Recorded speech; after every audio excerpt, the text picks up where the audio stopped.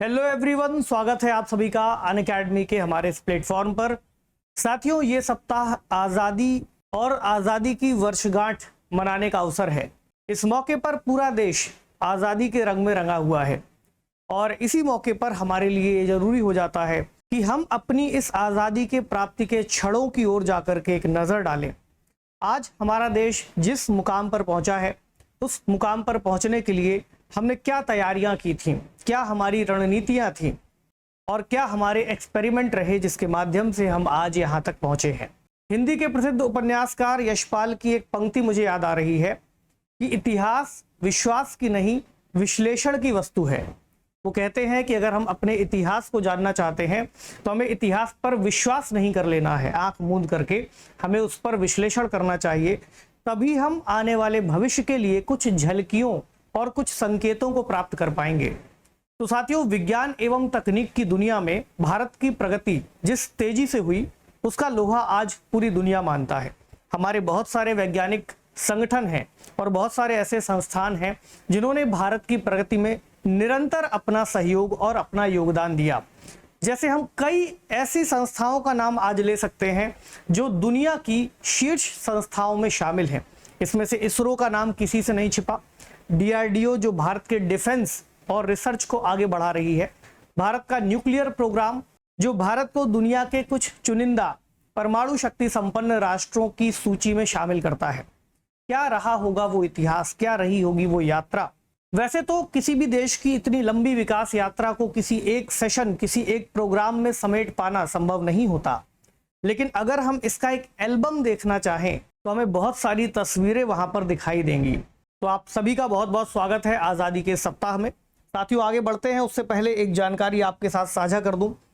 आज़ादी के मौके को ध्यान में रखते हुए अनअकैडमी का एक विशेष ऑफर आपके लिए आया है, जिसमें अब तक का सबसे कम प्राइस यानी 17,999 रुपए में आपको 12 महीने का एक्सटेंशन भी मिल रहा है।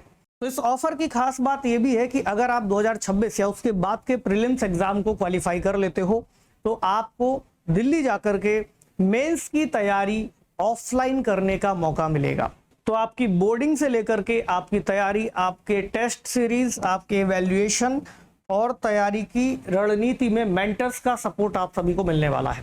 तो आपका ये सब्सक्रिप्शन जब तक रहेगा तब तक आप इस सुविधा का लाभ ले पाओगे। एक बात और ध्यान रखिएगा, 14 अगस्त इस सब्सक्रिप्शन को लेने की अंतिम डेट है। तो अगर आप सब्सक्रिप्शन लेना चाहते हैं तो अभी ये सही समय है जब आप इसको अवेल करें। इसके अलावा बहुत सारे बैचेस ऑलरेडी लाइव हो चुके हैं और लाइव होने जा रहे हैं, जो इंग्लिश में, हिंदी में और इंग्लिश में आपको देखने को मिलेंगे। इसके अलावा अनअकैडमी के जो सब्सक्रिप्शन है, प्लस प्रोग्राम, आइकॉनिक प्रोग्राम और कॉम्बो, इनके माध्यम से क्या क्या बेनिफिट्स आपको मिलेंगे वो इस चार्ट में आप देख सकते हो। इसके अलावा अनअकैडमी की खुद की बहुत सारी बुक्स हैं, अनअकैडमी के टॉप एजुकेटर्स के माध्यम से लिखी गई, और कुछ ऐसी रेलेवेंट बुक जो इस परीक्षा की तैयारी के लिए महत्वपूर्ण होती हैं, वो भी आपको इन सब्सक्रिप्शंस के माध्यम से उपलब्ध कराई जाएंगी। तो एक क्यूरियोसिटी हमेशा हमारे मन में रहती है कि जब देश आज़ाद हुआ होगा उस समय के न्यूज़पेपर क्या लिखते थे। जैसे आज तो बहुत सारी घटनाओं की चर्चा न्यूज़पेपर पर आती है, लेकिन एक इतना बड़ा हिस्टोरिक इवेंट किस तरह से न्यूज़पेपर्स ने कवर किया होगा। तो ये एक कटिंग है जहां पर एक newspaper the times of India लिखता है कि बर्थ ऑफ इंडियाज फ्रीडम, यानी भारत की आज़ादी का जन्म, और इसके पहले कवर पर है भारत के पहले प्रधानमंत्री जवाहरलाल नेहरू की तस्वीर। तो उस समय जब देश आज़ाद हुआ तब हमारे देश में एक परिचर्चा ये भी थी कि चलो अब अंग्रेजों की गुलामी से मुक्ति मिलेगी और अब हम अपनी सत्ता, अपना शासन, अपना देश खुद से चलाएंगे। लेकिन समस्या यह है कि देश खुद से यूं ही नहीं चलता। देश बनता है जनसंख्या से, लोगों से, भूमि से, संप्रभुता से, जो भी देश के घटक माने जाते हैं, राज्य के घटक माने जाते हैं। लेकिन इस पूरी व्यवस्था में भारत को अंग्रेजों ने जिस सिचुएशन में छोड़ा था, हमें वहां से देखना होगा कि आज हम जहां तक पहुंचे उसमें हमने कितनी लंबी छलांग लगाई। तो अगर मैं उस समय की परिस्थितियों की थोड़ी सी तस्वीरें दिखाऊं तो भारत मुख्य रूप से कृषि प्रधान देश के रूप में जाना जाता था। कृषि प्रधान देश का मतलब है कि लगभग 80% जनसंख्या कृषि में लगी हुई है और भारत की जीडीपी में लगभग 46% योगदान कृषि दे रही है। तो उद्योग धंधों का तो नाम ले ही नहीं सकते। अब क्योंकि अंग्रेजों के यहाँ या ब्रिटिश साम्राज्य में इंडस्ट्रियल रेवोल्यूशन बहुत तेजी से फैला था, और उन्होंने भारत को जिस तरह से अपने देश के फिनिश्ड गुड्स का आयातक बना करके रखा था, उसकी वजह से भारत में उद्योग धंधे स्थापित नहीं हो पाए। ये बहुत बड़ी बात है। तो आज भी जो भारत का सेकेंडरी सेक्टर है वो इतना डेवलप नहीं हो पाया, जो भारत की इकोनॉमी को कहीं ना कहीं डिस्टॉर्ट करता है। हालांकि हमारा जो आज का एंगल रहेगा वो इकोनॉमिकल ना होकर के साइंटिफिक एंगल रहेगा। तो वैज्ञानिक जगत में कितना विकास हुआ, हम इस एंगल से चीजों को देखेंगे। तो एक बात ध्यान रखिएगा, जब देश आजाद हो रहा है तो देश के नीति निर्माताओं के सामने जो सबसे बड़ी चुनौती है वो ये है कि हम देश के लोगों को किस तरह से कृषि में आत्मनिर्भर बनाएं, क्योंकि हमारे यहाँ 80% जनसंख्या कृषि में लगी हुई है। तो उसके बावजूद उत्पादन इतना हो ही नहीं रहा कि हम सबका पेट भर सके।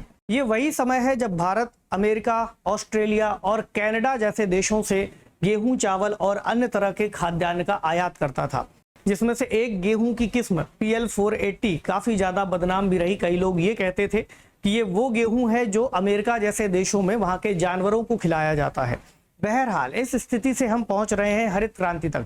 तो एक डायमेंशन है जो हरित क्रांति और खाद्यान्न के उत्पादन की क्रांति है। दूसरा डायमेंशन हमारे पास एनर्जी का क्राइसिस है। हमारे पास ऊर्जा का उत्पादन बहुत कम है, कुछ मेगावाट्स में ही उत्पादन हो रहा है। लगभग 1365 मेगावाट के आसपास का डेटा हमें मिलता है कि उस समय भारत के कुल शहरी क्षेत्रों में इतनी बिजली का उत्पादन हो पा रहा था, और ग्रामीण क्षेत्रों में तो बिजली मौजूद ही नहीं थी। अशिक्षा, गरीबी, बेरोजगारी अपने चरम पर थी। भारत की जनसंख्या के पास भोजन भी नहीं था। अब इस पूरे दौर में हमें सबसे पहले इंस्टीट्यूशंस बनाने हैं जो हमारे देश को शिक्षा से जोड़ सके, तकनीक से जोड़ सके, है ना। हमें IITs का निर्माण करना है, हमें IIMs का निर्माण करना है, हमें CSIR को आगे बढ़ाना है। तो अगर आप देखेंगे तो इस पूरी प्रक्रिया में जवाहरलाल नेहरू ने कई सारे विशेषज्ञों के साथ में मीटिंग्स करी, और मीटिंग करने के बाद जो हमारी योजनाएं हैं, योजनाओं का खाका बनना शुरू हुआ। और इन योजनाओं में सबसे ज्यादा महत्वपूर्ण था कि हम तकनीकी संस्थाओं का विकास करें। हालांकि 1942 के आसपास भारत में CSIR का गठन हो गया था, लेकिन इसकी प्रक्रियाओं को भी आगे बढ़ाना बहुत आवश्यक था।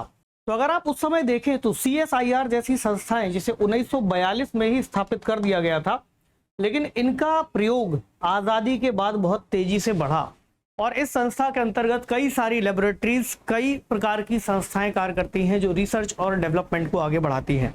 एक व्यक्ति का नाम याद रखिएगा, डॉक्टर शांति स्वरूप भटनागर, जिन्हें इसका निदेशक नियुक्त किया गया था, और इनके निर्देशन में आज के समय तक हम कई तरह की टेक्नोलॉजी के लाभ इसके माध्यम से उठा पाते हैं। दूसरी स्थिति अगर हम देखें तो संस्थाओं का विकास 1950 के बाद शुरू होता है। तो जैसा मैंने कहा कि लगभग 22 विशेषज्ञों की समिति के बाद इस निर्णय पर पहुंचा गया कि भारत में टेक्नोलॉजी से रिलेटेड इंस्टीट्यूशंस को स्थापित करना होगा। इसमें पहला संस्थान था IIT खड़गपुर, जिसे 1951 में स्थापित किया गया।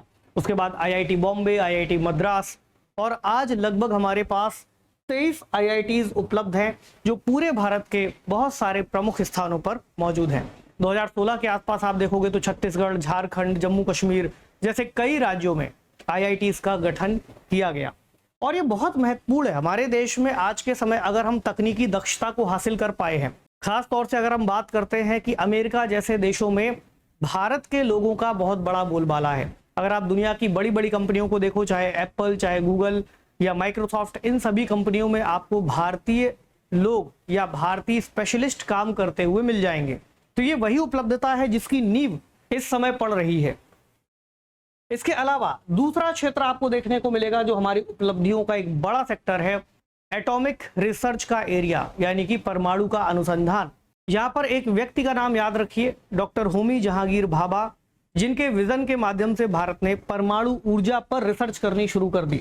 तो भारत परमाणु ऊर्जा अनुसंधान केंद्र 1954 में स्थापित हो रहा है, और आप इसको कनेक्ट कर सकते हो सीधे जाकर के जब भारत ने अपने परमाणु परीक्षण पूरे किए, पोखरण 1 और पोखरण 2, उस बात की नींव यहां से पड़नी शुरू हो रही है। ठीक है, और इसी के माध्यम से न केवल हथियारों की प्राप्ति भारत कर पाया, बल्कि ऊर्जा के क्षेत्र में भी भारत ने कई तरह के संयंत्रों की स्थापना करी, जिसमें तारापुर में मौजूद एक परमाणु संयंत्र बहुत महत्वपूर्ण है। 1969 में इसकी स्थापना हो रही है।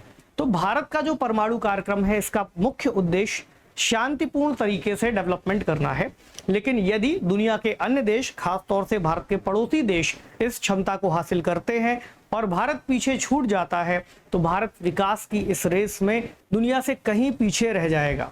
और इसी विजन को लेकर के डॉक्टर होमी जहांगीर भाभा आगे चले थे, जिसके सुखद परिणाम आज हम सभी के सामने हैं।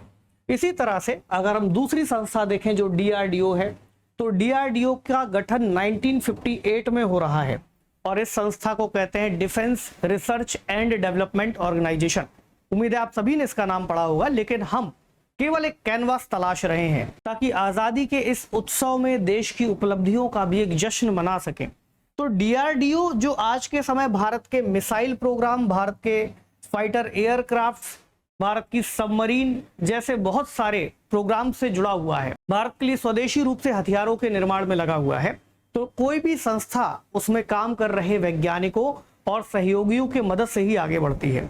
तो भारत का मिसाइल प्रोग्राम, भारत के मिसाइल मैन कहे जाने वाले डॉक्टर APJ अब्दुल कलाम की सहायता से आगे बढ़ा। इसमें अग्नि मिसाइल की पूरी सीरीज में उन्होंने बहुत ज्यादा सहयोग किया।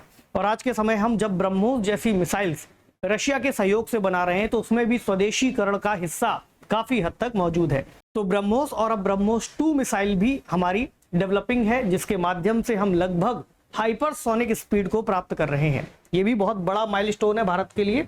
इसी तरह से अगली संस्था या अगली क्रांति हमें देखनी होगी भारत की हरित क्रांति के रूप में। तो वो दौर जब भारत अपने खाद्यान्न के उत्पादन में भी सक्षम नहीं था, उस समय पूरी दुनिया में एक व्यक्ति का नाम सामने आता है, नॉर्मन बोरलॉग, जो नोबेल प्राइज से सम्मानित हुए। और इन्होंने हरित क्रांति के लिए कुछ ऐसे बीजों का चयन किया जिसके माध्यम से कम संसाधनों के जरिए भी अतिरिक्त खाद्यान्न का उत्पादन हो सके। उन्हीं के इन प्रयोगों को भारत लेकर के आए MS स्वामीनाथन। तो उस समय भारत का नेतृत्व पंडित जवाहरलाल नेहरू और उनके बाद लाल बहादुर शास्त्री जैसे नेताओं ने संभाला। उनका नारा था जय जवान जय किसान। उसी नारे को आज हम आगे बढ़ाते हैं, जय जवान जय किसान और जय विज्ञान। इस समय इन्होंने इस तरह के बीजों को अपनाया जो ज्यादा उपज दे सकते हैं, अर्थात हम उतनी ही खेती में, उतनी ही जमीन में उच्च गुणवत्ता के बीज डालें जिसके माध्यम से हमारी उत्पादकता ज्यादा बढ़ जाए। इसमें अगर आप देखेंगे तो IR8 जैसे कुछ बीजों का उपयोग किया गया, ताइचुंग नेटिव 1 जैसे बीजों का उपयोग किया गया जो गेहूं और चावल जैसी फसलों से संबंधित है। इसके माध्यम से हमने कम जमीन में ज्यादा उत्पादन किया। हालांकि इस समय उर्वरकों का प्रयोग बहुत तायत में किया गया और उसकी वजह से मिट्टी की उर्वरता जैसी चुनौतियां भी हमारे सामने खड़ी हुई। बहरहाल भारत इस समय अपने खाद्यान्न उत्पादन में लगभग आत्मनिर्भर हो गया और इसके माध्यम से हम अपनी जनसंख्या को भोजन उपलब्ध कराने में कामयाब रहे। तो बहुत बड़ी उपलब्धि ये भी है हमारे लिए, जिसका हम जश्न मना सकते हैं। उसके बाद अगला जो बहुत बड़ा हमारे लिए माइलस्टोन है, क्योंकि देखिए सारी उपलब्धियां एक ही क्षेत्र में नहीं है, अलग अलग क्षेत्र, समाज के हर पहलू, देश के विकास से जुड़े हुए हर संगठन का अपना महत्व है। तो यहीं पर जो शुरुआत होमी जहांगीर भाभा कर रहे हैं, वो आगे चल करके परमाणु परीक्षण में पोखरण 1 के रूप में हमें डिफेंस की एक बहुत बड़ी पावर या न्यूक्लियर पावर की देशों की श्रृंखला में शामिल कर रहा है। पोखरण 1 जो हुआ मई 1974 में, जिसको स्माइलिंग बुद्धा के नाम से भी जानते हैं। तो होमी जहांगीर भाभा और इंदिरा गांधी उस समय प्रधानमंत्री होती थी, जिन्होंने इस प्रोग्राम को मजबूती के साथ आगे बढ़ाया। दुनिया को देख करके बहुत आश्चर्य हुआ। दुनिया को लगा कोई बात नहीं, यूं ही एक परीक्षण कर लिया होगा। आगे चल करके 1998 में हमने पोखरण 2 किया और लगभग 5 विस्फोट किए। और इन परीक्षण के माध्यम से अब ये बात स्थापित हो चुकी है कि दुनिया में भारत भी उन न्यूक्लियर पावर्स में से एक है। अगर कोई न्यूक्लियर हमला करने की चेतावनी देता है तो हमारे पास भी बदले में रिटेलिएट करने की पावर है। लेकिन अगर आप भारत की न्यूक्लियर डॉक्ट्रिन देखेंगे तो उसमें नो फर्स्ट यूज की पॉलिसी को अपनाया गया है, जो हमारे देश के द्वारा इसके शांतिपूर्ण उपयोग की बात करता है। यानी हम पहले से न्यूक्लियर वेपन से हमला नहीं करेंगे, लेकिन अगर हमारे ऊपर कोई हमला होता है तो फिर इसका जो जवाब है वो भरपूर मात्रा में दिया जाएगा। इसी तरह से अगली बहुत बड़ी उपलब्धि इसरो के माध्यम से हमें देखने को मिलती है, जिसकी स्थापना 15 अगस्त 1969 में की गई थी। और एक वैज्ञानिक जो होमी जहांगीर भाभा के समकक्ष रहे और उनके साथ लंबे समय तक उन्होंने काम भी किया, विक्रम अंबालाल साराभाई। तो इसरो की स्थापना तक पहुंचने से पहले हमें एक संस्था का नाम ध्यान रखना होगा, Indian national committee for space research. तो इस संस्था की स्थापना 1962 के आसपास हो रही है, जिसे आगे चल करके फिर इसरो के रूप में पुनर्गठित किया गया। और इसरो की उपलब्धियां किसी से भी छिपी नहीं है। अगर आप शुरुआत की तस्वीरें देखें तो भारत जब 1962 के बाद अपना स्पेस प्रोग्राम शुरू कर रहा है तो दुनिया को ये लग रहा है कि भारत ऐसा कैसे कर पाएगा, जिसके पास अपने लोगों को खिलाने के लिए भोजन नहीं है, वो स्पेस में कैसे पहुंचेगा। लेकिन अपनी दृढ़ इच्छा शक्ति के बल पर भारत शुरुआती दौर में, अगर आप कुछ तस्वीरें देखेंगे तो इस तरह से साइकिल पर रॉकेट वगैरह लेकर के जाते थे और साइकिल से लेकर के हम आज चांद तक और मंगल ग्रह तक पहुंच गए, है ना। तो ये बहुत बड़ी उपलब्धि है। देखिए, फिर हमने पहला रॉकेट थुम्बा से लॉन्च किया, जो एक साउंडिंग रॉकेट था। शुरुआत में अगर आप देखो, भारत ने अपना एक पहला सैटेलाइट बनाया था जिसे आर्यभट्ट कहते हैं।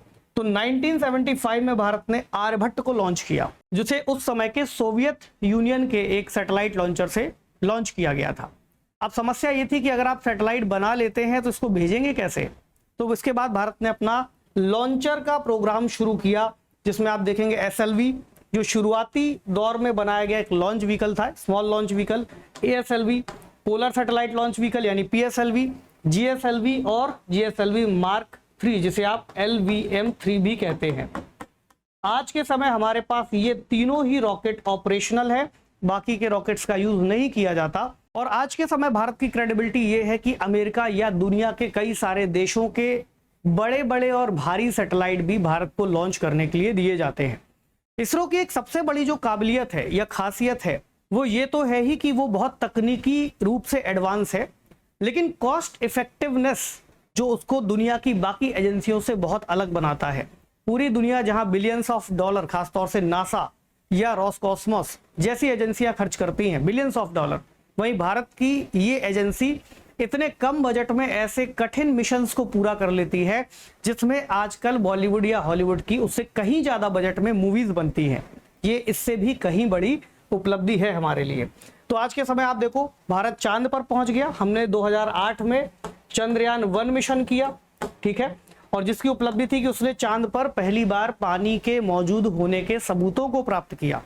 दूसरी उपलब्धि, हमने चंद्रयान 2 भेजा। हमारा मिशन ये था कि हम चंद्रमा पर लैंडर और रोवर को भी उतारें। इत्तेफाक से मिशन सफल नहीं हुआ, तो उसके बाद हमने चंद्रयान 3 भेजा और इस मिशन को सक्सेसफुली पूरा किया। तो चंद्रमा के दक्षिणी ध्रुव पर लैंडर और रोवर को उतारने वाला भारत कुछ चुनिंदा देशों में शामिल हुआ और पहले देश के रूप में भी जाना जाता है, क्योंकि इससे पहले चाइना जैसे देश चंद्रमा पर लैंडिंग करा चुके थे, लेकिन उसके दक्षिणी ध्रुव पर पहुंचना अपने आप में चुनौतीपूर्ण काम होता है।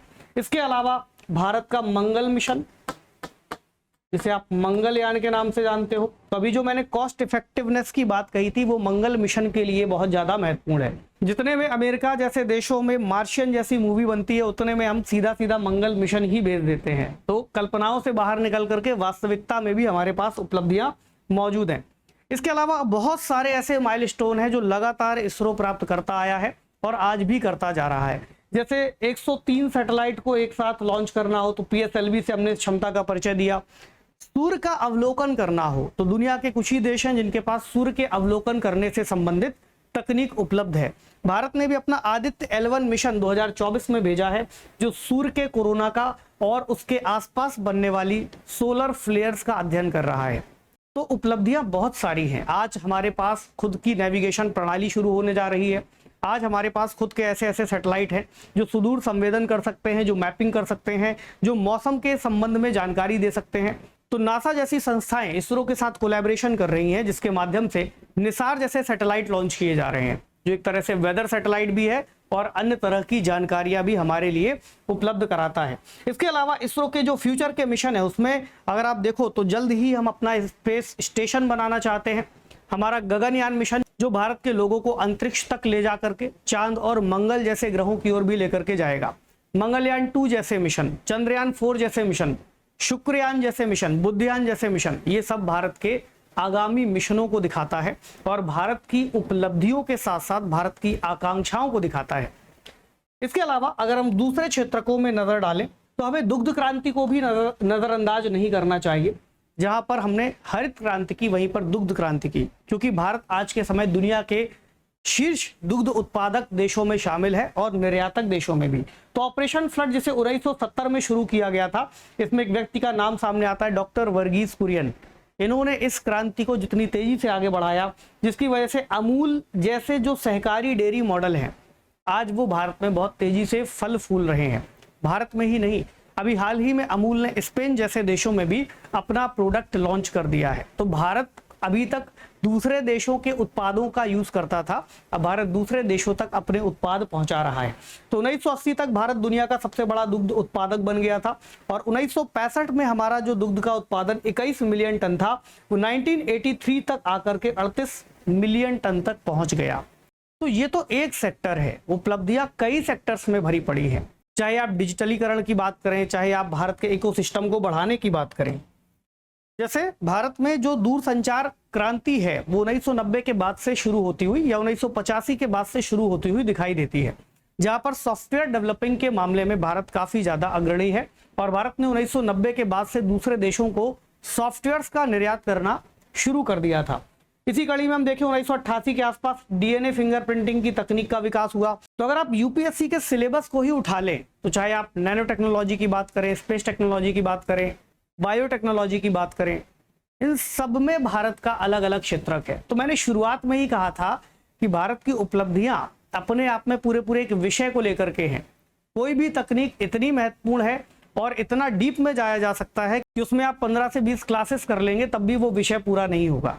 तो यूपीएससी की तैयारी के लिए क्यों महत्वपूर्ण है? हमारे लिए उपलब्धियों को जानना महत्वपूर्ण है। हालांकि चुनौतियां हर देश के सामने हैं, भारत के सामने भी हैं। अभी हमने जितनी तकनीकों की बात करी उन सब में कोई ना कोई चुनौती है, लेकिन जब तक उपलब्धि नहीं होगी तो चुनौती से जूझना हम कैसे सीखेंगे, है ना। इसी तरह से एनआईसी और आधार कार्ड जैसी सुविधाएं जो डिजिटल इंडिया को बढ़ावा दे रही हैं, ठीक है। तो भारत का 2010 का नेशनल सोलर मिशन जो भारत में सौर ऊर्जा की क्षमता को बढ़ा करके 100 गीगावाट तक ले जाना चाहता था, तो 2023 के डेटा के मुताबिक हम लगभग 70 गीगावाट तक रिन्यूएबल एनर्जी तक पहुंच चुके हैं। इसके अलावा 2014 में मेक इन इंडिया को शुरू किया गया। हालांकि मेक इन इंडिया के माध्यम से भारत ये चाहता है कि भारत में लोग आएं और चीजों को बनाएं। तो इसके माध्यम से स्टार्टअप इंडिया जैसे प्रोग्राम शुरू हुए और भारत में आज 10 लाख से ज्यादा स्टार्टअप की संख्या तेजी से बढ़ती जा रही है, ठीक है। अगर आप कोविड के दौर को देखोगे तो भारत ने कोवैक्सीन को भी बहुत किफायती तरीके से बनाया है, जिसे भारत बायोटेक और आईसीएमआर जैसी भारत की स्वदेशी संस्थाओं ने मिलकर के तैयार किया। तो भारत ने तो दुनिया को भी कोविड की वैक्सीन का निर्यात किया है और अपनी इस हिसाब से भी पहचान बनाई है कि भारत दवाओं के क्षेत्र में भी बहुत प्रभावी और किफायती तरीके से निर्माण कार्य कर सकता है। अब आते हैं अंतिम पड़ाव पर जो आज यानी वर्तमान और भविष्य को निर्धारित कर रहा है, जिसे हम आर्टिफिशियल इंटेलिजेंस कहते हैं, कृत्रिम बुद्धिमत्ता कहते हैं। तो आज के समय बहुत सारे ऐसे सॉफ्टवेयर्स बनने शुरू हो गए हैं जो एआई की कुछ क्षमताओं को दिखाना और उससे परिचय कराना शुरू कर चुके हैं, जैसे ओपन एआई का चैट जीपीटी, गूगल का जेमिनी और इस तरह के कई सारे नाम हो सकते हैं। सवाल यह है कि क्या भारत इस रेस में शामिल हो रहा है, इस रेस को किस तरह से देख रहा है। एक बात ध्यान रखिएगा कि आने वाले समय में अभी हमने जितनी तरक्की की बात करी है, इन पूरी तरक्की में जो टर्निंग पॉइंट है शायद वो एआई का है। अभी हाल ही में मैं एक खबर पढ़ रहा था जहां पर रूस ने कैंसर के लिए एक वैक्सीन को तैयार किया है और ये वैक्सीन एआई की मदद से डेवलप की गई है। तो हमें एक बात तो पता है कि आज तक वैज्ञानिकों की जो भी मेहनत रही है, एआई उस मेहनत को कहीं तेजी से पूरा कर सकता है, कहीं जल्दी कर सकता है और हजारों साइंटिस्ट की टीम की जगह एक एआई आपको रिसर्च करके दे सकता है। हालांकि उस लेवल का एआई बनाना अभी थोड़ा दूर है, लेकिन हम उस दूरी को भी तभी पाट पाएंगे अगर हम अभी से चलना शुरू करेंगे। तो अगर आप देखेंगे तो भारत ने एआई की रणनीति 2018 में शुरू कर दी है और एआई को भारत हेल्थ, एजुकेशन और एग्रीकल्चर के संबंध में लागू करना चाहता है।